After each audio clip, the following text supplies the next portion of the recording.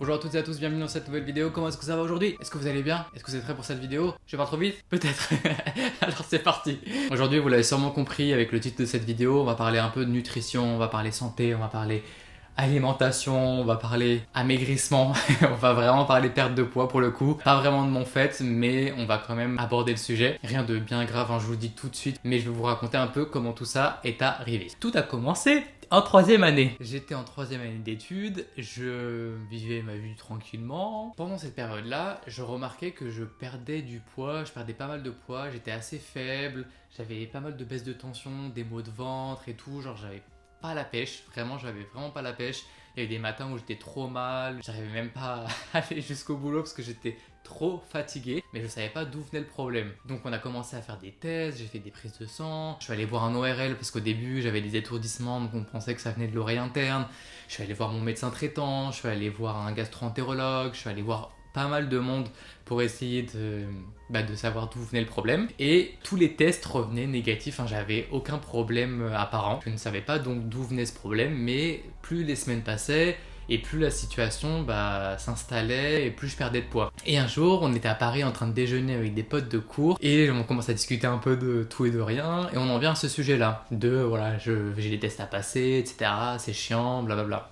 Et une de mes potes de cours me dit écoute, ça arrive à beaucoup de monde d'être intolérant, est-ce que t'es sûr que t'es pas intolérant par exemple au lactose? Essaye peut-être d'arrêter le lactose pendant plusieurs jours ou plusieurs semaines histoire de voir si ton état s'améliore un petit peu, voir s'il n'y a pas de solution à ce niveau-là. Et donc j'ai pris l'info, mais c'est vrai que les intolérances, j'en avais entendu parler, mais pour moi c'était un truc soit qu'on avait, enfin vraiment j'avais aucune information sur le sujet. Arrivé chez moi, j'en ai parlé un petit peu avec mes parents et tout, on a commencé à éliminer un petit peu le lactose, j'évitais aussi les gâteaux où il y avait du lactose dedans, j'évitais les yaourts du coup qui étaient au lait de vache, enfin vraiment j'essayais de faire le maximum attention sans avoir vraiment trop de connaissances sur ce sujet. Et il s'avère qu'en même temps, quasiment au même moment, je discutais avec un cousin qui m'a dit que lui, un médecin lui avait conseillé de faire une prise de sang, de passer par un laboratoire pour justement voir s'il n'avait pas des intolérances alimentaires. Et ce qui s'est passé, c'est qu'au bout de quelques semaines, j'ai remarqué une petite amélioration. Bon, c'était pas la folie, mais c'était une petite amélioration.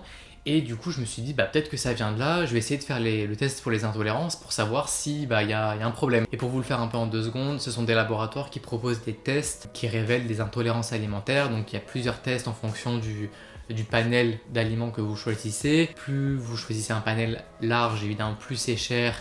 Et plus du coup les tests vont être importants, ils peuvent être multiples, vous avez de la prise de sang, parfois il y a des tests dans les selles et tout ça, selon la formule que vous choisissez, il y a plus ou moins de tests qui sont réalisés. Et en fonction des laboratoires dans lesquels vous allez, ça peut vous coûter plusieurs centaines d'euros. Mais quand on fait les tests, on n'a pas les résultats tout de suite. Donc pendant plusieurs semaines encore, j'ai arrêté le lactose, je faisais attention. Et ce qui a empiré un peu la situation, c'est que le matin, donc je mangeais pas parce que je n'avais pas faim, j'avais pas l'habitude de manger le matin. Le midi, je mangeais très peu parce que j'étais encore barbouillé de je ne sais quoi, je finissais à peine mon repas.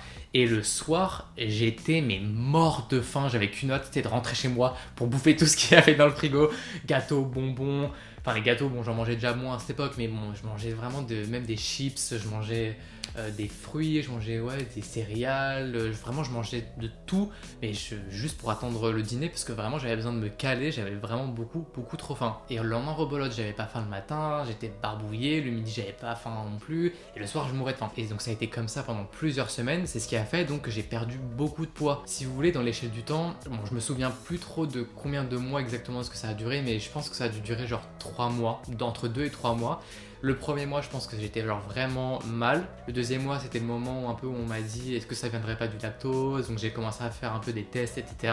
en éliminant le lactose de mon alimentation. Et le troisième mois, c'est là où vraiment j'ai commencé à vraiment l'éliminer. J'ai fait les tests et j'ai eu après les résultats. Donc je pense que au niveau de l'échelle du temps, c'est comme ça un peu que ça s'est passé. Arrive le jour des résultats, je me rappellerai, mais très longtemps je pense, j'étais en cours, je reçois le mail avec les résultats des examens. Et il s'avérait que j'étais intolérant à plusieurs choses, dont le lactose. Et quand j'ai compris ça, du coup, j'ai compris vraiment d'où venait tout le problème. En fait, j'ai commencé à réfléchir, parce qu'en fait, quand on vous dit ça, vous vous dites, mais attends, mais ça veut dire que...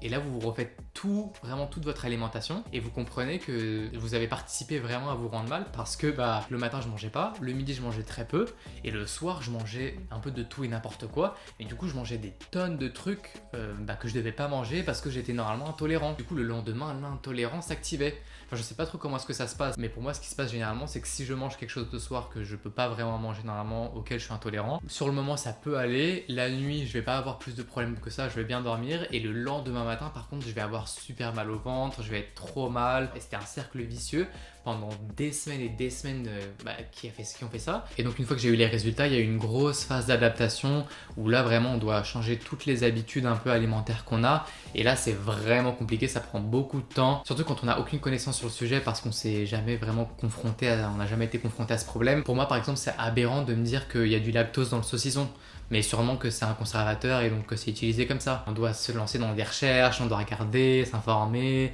on doit lire toutes les étiquettes, enfin vraiment on doit se cultiver sur le sujet et ça demande beaucoup de patience. Mais on transforme un peu nos habitudes alimentaires petit à petit. Peu à peu, on trouve des substituts pour tous les produits du quotidien. Et je suis quand même remerciant d'être intolérant à ce genre de choses à l'époque à laquelle on vit. Parce je pense que si j'avais été intolérant il y a 10-20 ans, j'aurais eu accès à beaucoup moins de produits qu'aujourd'hui. Bref, tout un tas d'habitudes que j'ai dû changer, qu'on doit changer et qui prennent du temps parce que vraiment, vous faites pas forcément attention. Vous pensez que dans tel produit, c'est sûr qu'il n'y a rien, mais en fait, quand vous regardez derrière, bim, il y a quelque chose, donc vous pouvez pas le manger ou vous l'avez déjà mangé, donc vous le regrettez et après vous passez une sale journée le lendemain. Enfin vraiment c'est plein de tests qui ont aussi fait que j'ai continué à perdre du poids quand même et je suis arrivé à 10 kilos, un peu plus de 10 kilos en moins parce que quand j'ai commencé du coup à m'en rendre compte, si vous voulez, l'été d'avant je faisais 68 kilos et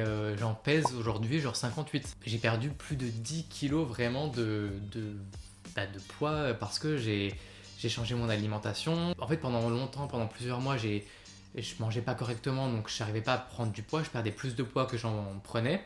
Et puis il y a aussi le fait quand j'ai changé mon alimentation de plus avoir tous ces éléments gras qui venaient ajouter du gras dans mon corps. Aujourd'hui il y a beaucoup de choses qui ont changé dans mon alimentation, il y a beaucoup de produits, notamment beaucoup de produits industriels que je peux plus manger, des produits qui étaient à la base déjà pas très bons qui sont pas très bons pour la santé mais que du coup je pouvais encore moins manger et donc j'ai complètement arrêté de manger et aujourd'hui du coup j'ai une alimentation qui est quand même beaucoup plus saine. Elle n'est pas encore parfaite, il y a encore beaucoup de choses que je pourrais améliorer. Je suis allé voir un nutritionniste qui est aussi médecin du sport du coup qui m'a aidé vraiment à rééquilibrer un peu mon alimentation, à introduire d'autres aliments pour combler un peu pas le déficit que j'avais mais pour remplacer les produits que je consommais plus qui étaient soit à base de lait de vache, soit à base de gluten et ça change beaucoup de choses sur la vie un peu sociale parce que quand on va dans des restos on peut plus manger n'importe quoi. Quand on va en soirée vaut mieux y arriver le ventre plein parce que sinon tu manges des tomates cerises toute la soirée, t'as pas de pizza que tu peux manger, t'as pas de un peu tous les gâteaux et tous les trucs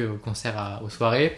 Donc c'est plein de choses auxquelles il faut faire attention. Et maintenant l'objectif pour moi c'est vrai que c'est de reprendre un peu plus de poids, un peu plus de masse parce que c'est vrai que j'ai quand même perdu beaucoup. Et je vais peut-être essayer de filmer aussi ces moments où je vais reprendre le sport, où je vais vraiment me donner à fond pour prendre en masse. Après mon but c'est pas non plus de prendre énormément en masse, c'est juste vraiment de prendre un petit peu plus de poids quoi. Et en soi je suis content d'une certaine manière parce que ça m'a permis de perdre beaucoup de gras que j'avais accumulé pendant mes années collège, mes années lycée et qui me desservaient un petit peu, desquels j'étais pas forcément hyper fier. Mais aujourd'hui les choses ont changé et je pense qu'elles ont changé pour le mieux, donc j'estime qu'elles ont changé pour le mieux. Donc voilà, c'est pour ça que je voulais partager un peu cette histoire avec vous expliquer un peu pourquoi est-ce que sur la chaîne je fais pas mal de vidéos, pas mal, il y en a que 3 ou 4 aujourd'hui mais petit à petit ça va arriver.